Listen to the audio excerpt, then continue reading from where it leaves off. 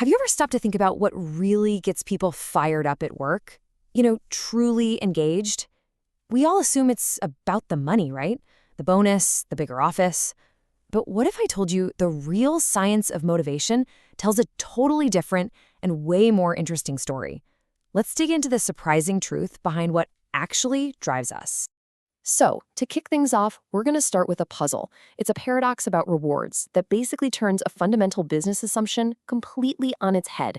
And honestly, it challenges everything we think we know about getting people to do things. I mean, this seems like a simple question, doesn't it? It's like economics 101. It's even basic parenting. You reward good behavior, you get more of it. You pay for better performance, performance gets better. It's just common sense. Or is it?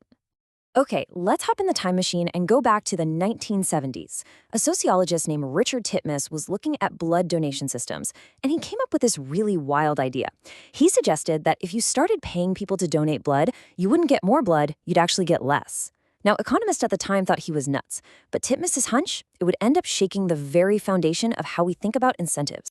So, fast forward a few decades, and a couple of Swedish economists decided to actually put this theory to the test. And the results? Well, just look at this. The first bar shows the people who were just volunteering. Over half of them, 52%, donated. Awesome. But now look at the second bar. This is what happened when they offered a small payment. The donation rate absolutely plummeted to just 30%. By paying them, they got nearly half as many people to do the thing they wanted. How crazy is that? So, what on earth is going on here? Well, it's a phenomenon called the crowding out effect. See, there are two kinds of motivation. There's extrinsic, that's the external stuff like cash, and intrinsic, which is that internal satisfaction you get from doing something. In this case, the extrinsic reward, the money, it kind of contaminated a noble act. It turned doing a good deed into a cheap transaction. It literally crowded out that pure internal desire to help. And this really makes you question things like performance bonuses, doesn't it? It suggests that sometimes the very rewards we use can kill the motivation we're trying to create. Okay, so if the old school carrot and stick model is flawed, what's the alternative? Well, the answer lies in understanding three core intrinsic needs that truly drive us. And these aren't just fluffy, feel-good ideas. They tap into deep psychological needs that, when you meet them, unlock our absolute best performance. First up is autonomy. Now, this isn't about everyone working alone on a desert island. It's about having a sense of control and agency over your own work, the freedom to make choices about how you tackle your tasks. It's this deep, universal desire we all have to be the authors of our own lives. Next, we've got mastery. This is that little engine inside of all of us that just wants to get better at things, to improve, to stretch our abilities, to feel like we're making progress. You know that feeling when you're learning to play an instrument and you finally nail a tough part? The challenge and the progress are the reward. That's mastery. And finally, there's purpose. And this one is huge. We are all wired to seek meaning. We desperately want to know that what we do all day actually matters, that it's contributing to something bigger than just ourselves. We want to make a difference. So autonomy, mastery, and purpose, those are the three secret ingredients for genuine, lasting motivation. All right, so those three elements, autonomy, mastery, and purpose, are the secret sauce. But what happens when they go missing? Let's dive into a real-world story to see just how devastating that can be. I want you to meet Ernesto. He works for an auto parts company in Argentina, and he's looking back at his career. He remembers this amazing peak, this high point of success, and then just a slow, confusing slide downwards. And the worst part is, he can't even put his finger on why. It's a feeling I think a lot of us can probably relate to. So here's the setup. Ernesto's manager is a guy named Tomas. They're at G&H, this auto parts manufacturer, and the whole company is feeling the squeeze. The auto industry is in a slump, sales are down, there's just a lot of pressure in the air. So, why did Ernesto's career start to stall out? Let's play detective for a minute. We're going to use our new toolkit, autonomy, mastery, and purpose, to diagnose exactly what went wrong. And this table right here just lays it all out perfectly.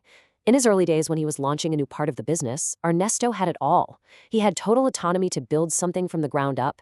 He achieved mastery by crushing huge challenges, and he had a crystal clear purpose. He felt like an owner who was making a real impact. But then, as the company got bigger and more structured under his new boss, Tomas, all of that just evaporated. His role got smaller, his ideas got shut down, and he went from feeling like a hero to feeling like just another cog in a giant machine. And this slide highlights the tragic disconnect. His manager, Tomas, just sees an employee who's hit his limit. He thinks Ernesto's unreliable, inconsistent. But in Ernesto's world, he's lost his freedom, his work isn't being recognized, and he feels completely, utterly stuck. They're living in two totally different realities, and neither one has a clue what the other is thinking. And this gets to the very heart of the problem, these unresolved issues, this slow draining of intrinsic motivation. It's not like one big, dramatic event. It's more like what they call piedras en el zapato, pebbles in your shoe, you know? They're these small, constant, nagging irritants that over time just make the whole journey unbearable.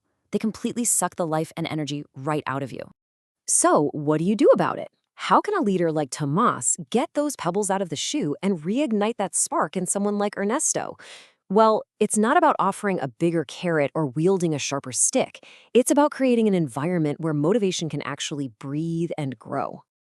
To really understand this, we have to go back to our own biology. It turns out neuroscientists have identified what they call a seeking system in our brains. It's our natural dopamine-fueled impulse to explore, to learn, to figure things out. When that system is fired up, we feel alive, we feel engaged.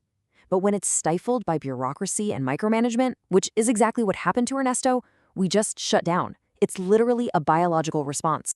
But here's the good news. Any manager can flip that switch and reactivate this system. It's not rocket science. First, focus on people's unique strengths, not just their weaknesses. Second, give people some room to run. Create space for them to experiment and learn on their own. Let them try new things. And third, help your team connect their day-to-day work to the bigger picture. Help them see why what they do actually matters. And you know, it all comes down to a totally different way of thinking about leadership. Like Stephen R. Covey said, the highest form of leadership is to find your own voice, your unique purpose. And then, and this is the crucial part, to inspire other people to find theirs. It's about unlocking potential, not just managing a to-do list. So that leaves us with one final question to think about. Whether you're leading a company, a small team, or maybe just yourself, you have to ask this. Are your actions designed to manage compliance, to just get people to follow the rules, or are they designed to cultivate contribution, to unleash that powerful, natural human drive to learn, to grow, and to make a real difference? The answer to that question changes absolutely everything.